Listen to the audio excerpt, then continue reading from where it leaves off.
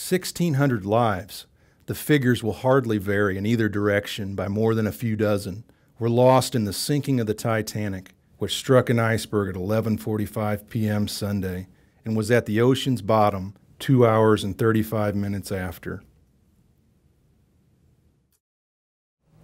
The St. Louis Post-Dispatch has a piece of the story of the Titanic, which sank about 100 years ago in the early hours of April 15, 1912.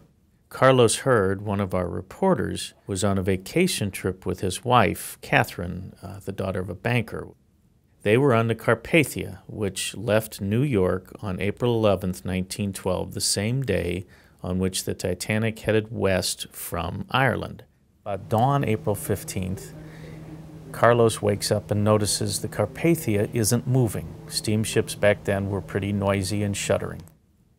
The silence of the Carpathia's engines, the piercing cold, the clamor of many voices in the companionways caused me to dress hurriedly and awaken my wife at 5:40 a.m. Monday. Our stewardess, meeting me outside, pointed to a wailing host in the rear dining room and said, "From the Titanic, she's at the bottom of the ocean."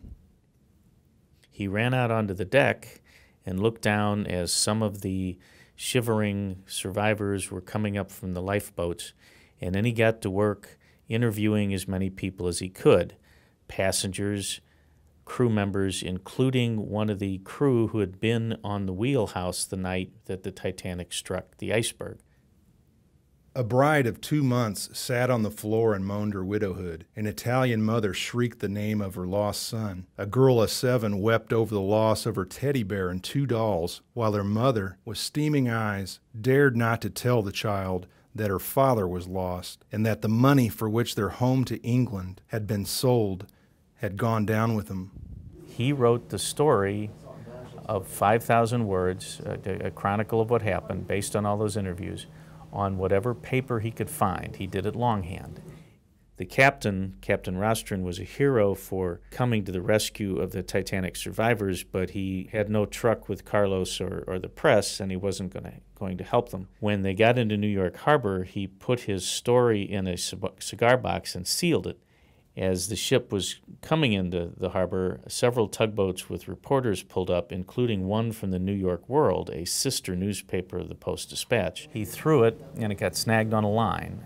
And then a sailor from the Carpathia disobeyed orders and got the box and threw it to the tug, to the cheers of the Titanic survivors.